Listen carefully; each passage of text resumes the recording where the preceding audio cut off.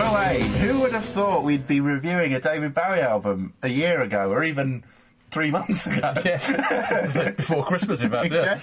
You know, often we've joked and talked about, is he ever going to release that album? And lo and behold, here it is. In fact, you can a copy of it right here on the desk.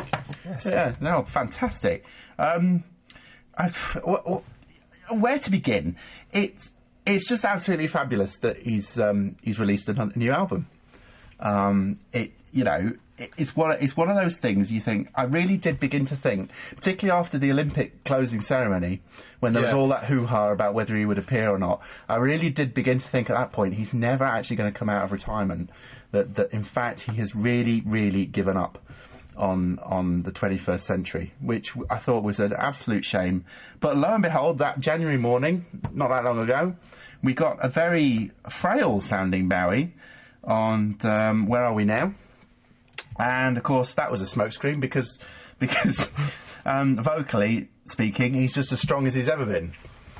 Yes, and that's probably the most reflective and... potentially one of the most uncommercial tracks on the album, really. Yeah, absolutely. It's ideal first single. Again, it's just genius. It's just genius. There's a lot been said, so I'm going to keep it succinct, hopefully. I felt that this album was very much a greatest hits in terms of themes of Bowie. Yes, yeah, I tend to agree. It had elements of Ziggy. It had elements of the sort of later, the low period, the Berlin trilogy. There was even a little bit of Tin Machine in there to keep you happy, and an ever so slight dusting of Outside on one of the tracks as well. A lot of the critics in the music press have actually used this album as an opportunity to big up Bowie and say this is absolute genius and brilliant, and also have a slight pop a couple of those albums I just mentioned. Which I think is very unfair, because I think, he does a lot of self-referential in various tracks on here. So much so that I actually thought Dancing Out in Space was a parody of Bowie. Yeah, almost like a kind of modern love type. Yeah, type exactly. Thing. Although it kind of starts with the kind of it's almost a Motown Can't Hurry Love kind of beat start to it. Yeah. I'm going to stick my neck even further out and say I don't actually think this is his best album in the last 10 years. All right, 12 years. just to cover the period I'm talking about. It's a great album, and it's so nice to have him back. But I just felt that it doesn't quite hang together as a collection of songs. I agree and disagree with what you say. I think it does hang together quite well, but bizarrely in that kind of greatest hits. Yeah, that's what type way. It's like it's like because he's been away for 10 years. Yeah, this is like his greatest hits of the last 10 years. Yes, and he's produced it on an album. So there's no one overriding theme of the album musically. It's all very distinctly Bowie. Obviously. Oh, very much so. From the opening track of Next Day, with its hints of fashion and scary monsters, Scary Monsters, and almost kind of Tom Waits-esque following track, Dirty Boys. And you've got various, as you say, there are various hints at Ziggy, there are hints at Outside, Tin Machine. I did read one review, actually, of this album that said, started, even as a die-hard Bowie fan, in brackets, I'll even forgive him Tin Machine. Of which I was going to go, what do you mean forgive him Tin Machine? Our first album's great. It is great, yeah. I don't tire of saying it. The first album is a fantastic record.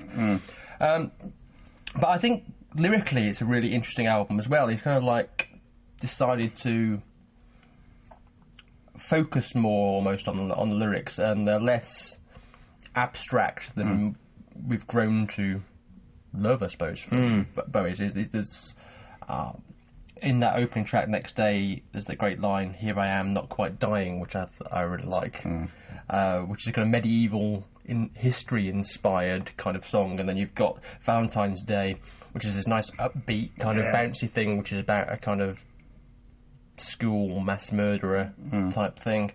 There's a couple of songs about war, Feel So Lonely You Could Die, and what's the other one? How Does the Grass Grow, is it? Yeah. And How Does the Grass Grow is good as well, because it has him kind of humming Apache in the middle of it as well, which is quite nice. And yeah, I've listened to this album more times than the others, so I apologise to all the other artists we're reviewing today. This one has got many more plays. And I found myself doing what I sometimes do when I'm making notes for this podcast, which is putting one tick next to something if I really, really like it. And on this album, I've got one tick next to pretty much the whole album. Wow. I don't think there's actually a dud track on it. No. And it's already the album to beat for me this year. It's set the marker.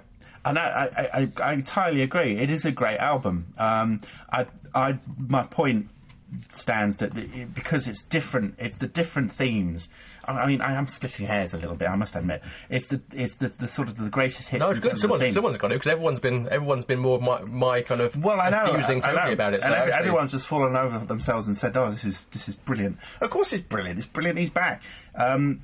It's just that I just felt that there are certain elements of previous albums. And I mean, I like Outside. Okay, not many people do. Yeah, you and me, I think. I think it's just me. It's just us two. It's just me that likes the Tin Machine album, and you and me that like Outside. So you'll probably appreciate where I'm coming from. You're absolutely right, though. There isn't a dud track on it, so we really are sort of splitting hairs. This is probably the album to beat for the rest of this year. Yeah, I'm willing to predict now that I'll be very surprised if this is not in my top 5 come the end of the year. Yeah.